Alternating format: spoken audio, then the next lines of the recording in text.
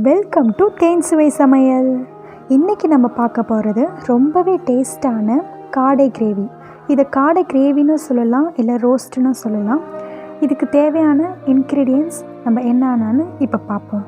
காடை ரோஸ்ட்டுக்கான தேவையான பொருட்கள்: வெட்டி வைத்த 2 பெரிய வெங்காயம், வெட்டி வைத்த 2 தக்காளி, 3 பச்சை மிளகாய், தேவையான அளவு மல்லிக்கீரை, 2 டீஸ்பூன் இஞ்சி பூண்டு விழுது.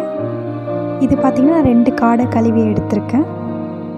2 டீஸ்பூன் தேங்காய் அரைத்த விழுது, 2 டீஸ்பூன் மிளகுத்தூள், 2 டீஸ்பூன் மிளகாய்த்தூள், 2 டீஸ்பூன் ஜீரகத்தூள், 2 டீஸ்பூன் மஞ்சத்தூள், தேவையான அளவு எண்ணெய். இதுக்கு தேங்காய் எண்ணெய் எடுத்திங்கன்னா நல்லா வாசனையாக இருக்கும்.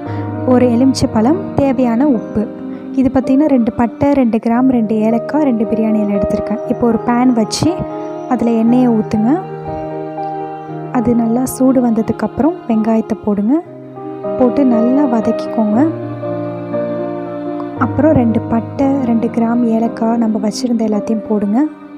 போட்டு நல்லா மிக்ஸ் பண்ணி விட்டுக்கோங்க.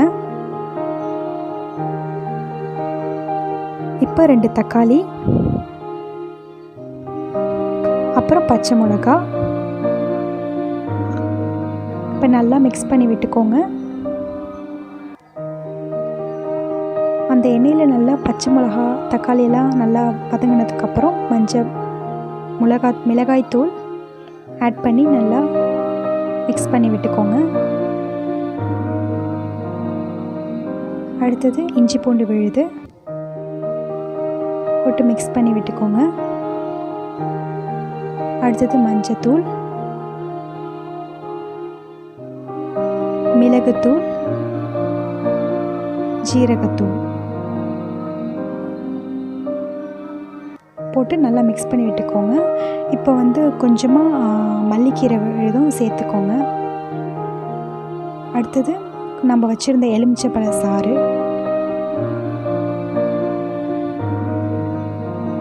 தேவையான அளவு உப்பு போட்டுக்கோங்க. இது பார்த்திங்கன்னா நல்லா டேஸ்ட்டாக வரும்.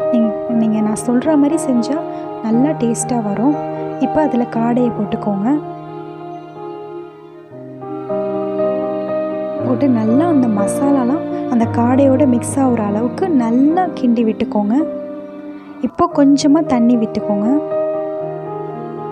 ரொம்ப விட வேணாம், கொஞ்சோண்டு விட்டால் போதும். ஏன்னா நம்ம கிரேவி தானே செய்கிறோம். இப்போ மூடி வச்சுருங்க. இப்போ நல்லா ஒரு 20 நிமிஷம் வேக விட்டு அதுக்கப்புறம் எடுத்து பாருங்கள். நல்லா வெந்து நல்லா சூப்பராக வந்திருக்கும் கிரேவி.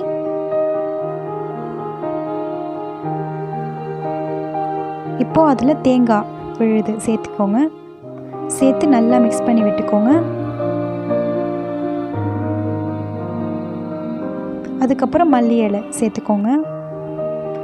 அப்புறம் திரும்பி மூடி வச்சுருங்க. தேங்காய் சேர்த்ததுக்கப்புறம் ஒரு 10 நிமிஷம் அது நல்லா வேகட்டும். அவ்வளோதான் ஃப்ரெண்ட்ஸ், ரெடி ஆகிடுச்சு நம்ம காடை கிரேவி. பாருங்கள், இது ரொம்ப டேஸ்ட்டாக இருக்கும். இதை நீங்கள் பராட்டா, சப்பாத்தி, இந்த மாதிரி இட்லி எல்லாத்துக்கூட நீங்கள் சேர்த்துக்கலாம். புலாவ் அந்த மாதிரி சாப்பாடு கூட நீங்கள் சேர்த்து சாப்பிட்லாம். ரொம்ப டேஸ்ட்டாக இருக்கும். Thank you friends. மறக்காமல் சப்ஸ்கிரைப் பண்ணுங்கள், ஷேர் பண்ணுங்கள்.